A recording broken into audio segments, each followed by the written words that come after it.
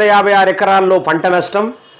అకాల వర్షాల కారణంగా 14,956 ఎకరాల విస్తీర్ణంలో పంట నష్టం వాటిల్లిందని వ్యవసాయ శాఖ ప్రభుత్వానికి తెలిపింది.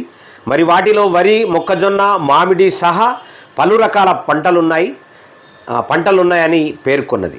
మరి ఒక్క గత నెలలో వానలకే 8,408 ఎకరాల పంట నేలవాలిందని పేర్కొన్నది. మరి ఈ నెల 3 నుంచి 9 వరకు 7 రోజుల పాటు రాష్ట్ర వ్యాప్తంగా పలు జిల్లాల్లో కురిసినటువంటి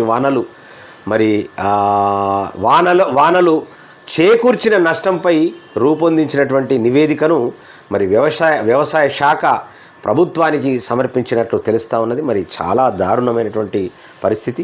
అంటే 8,408 ఎకరాలు, అదైతే 14,956 ఎకరాలు